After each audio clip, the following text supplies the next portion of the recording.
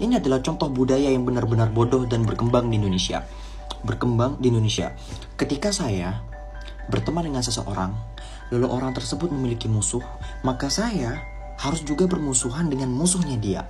So ngapain? Kalau kamu emang punya musuh, ya itu ya udah, tanggung aja dosa kamu dan dosa dia. Gak usah ngajak orang lain buat ngemusuhin dia juga. Karena saya dan kamu punya experience yang berbeda. Kamu punya experience yang buruk dengan dia, bisa jadi saya punya experience yang baik dengan dia. Saya berteman dengan dia bukan berarti saya menusuk kamu dari belakang. No, kamu ya kamu, aku ya aku. Jadi hentikan kebiasaan buruk ini. Terserah sahabatmu itu mau berteman sama musuh kamu, sahabat atau sebagainya. Intinya, entah kenapa aku ngerasa kayak budaya ini budaya yang benar-benar bodoh. Allah subhanahu wa ta'ala bersawab. Okay. إذا علم العشاق دائي فقل لهم فإن لقاء أحباب قلبي دواء فإن لقاء أحباب قلبي دواؤه فإن لقاء أحباب قلبي دواؤه فإن لقاء أحباب قلبي دواؤه. Paham?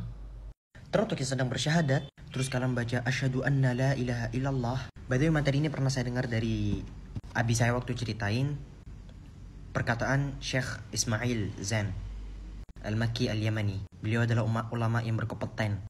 Beliau adalah ulama yang benar-benar berkompeten, alim, faqih.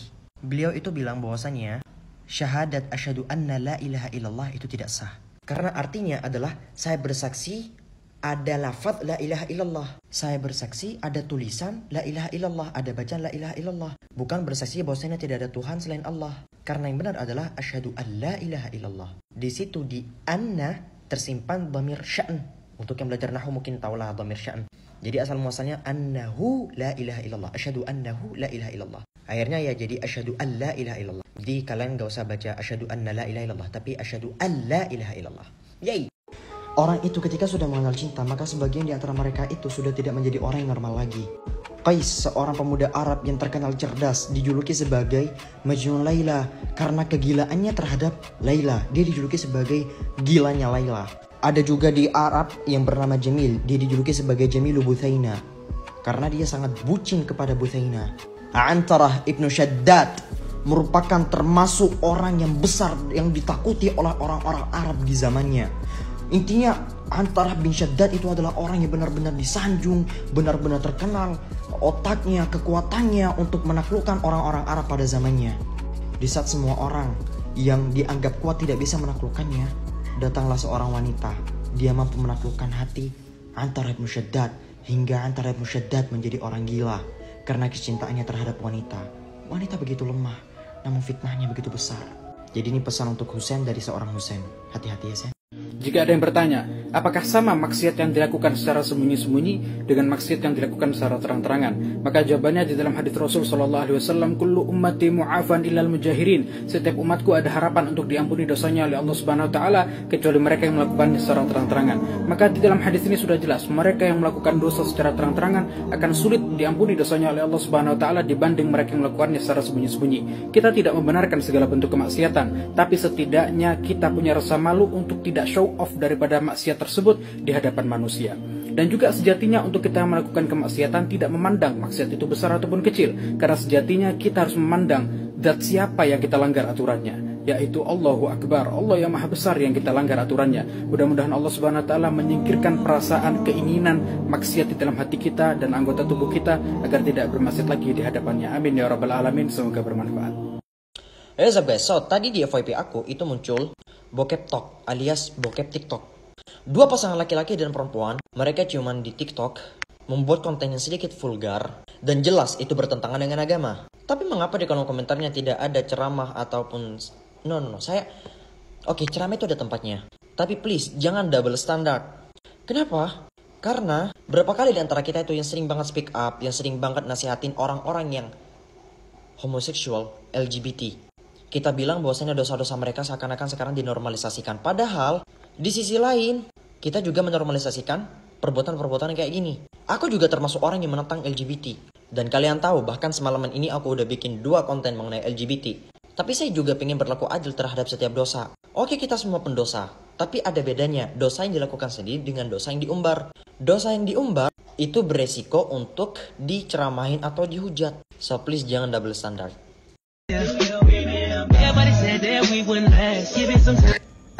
No, kamu bukan muslim lagi. Karena termasuk daripada penyebab orang itu murtad adalah berharap murtad di kemudian hari. Atau ada harapan seseorang untuk murtad itu sudah keluar dari Islam. Sekalipun itu hanya bentuk harapan, tapi harapan itu mengeluarkan orang tersebut dari keislamannya. So, if you say you wanna be a Christian, you can't tell us you are Muslim because you are not. By the way, semoga kita semua diberikan hidayah oleh Allah Subhanahu wa taala untuk ditunjukkan menuju jalan kebenaran. May Allah guide us to the right path. Amin. Say amin everybody. Say amin. Assalamualaikum. Waalaikumsalam, Opa.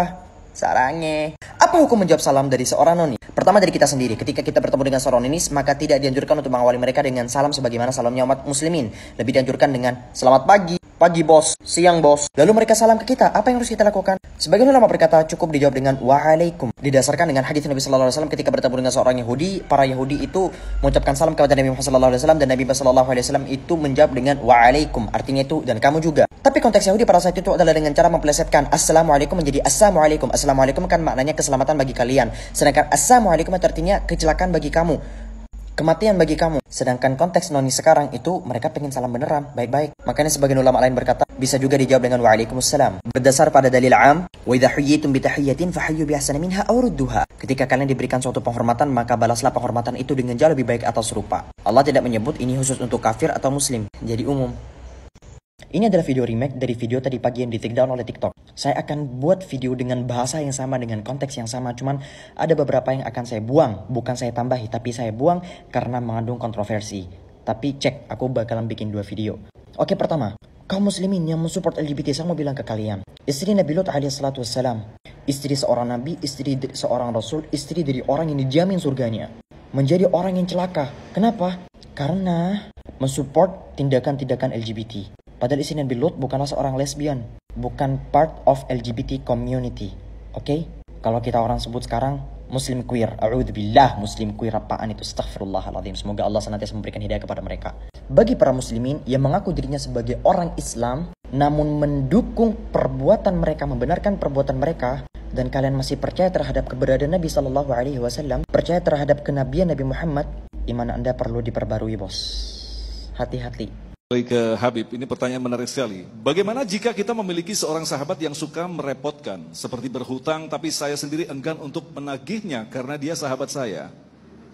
Bersyukur kepada Allah Subhanahu wa taala karena Allah ciptakan kamu sebagai orang yang mengutangi, bukan yang dihutangi.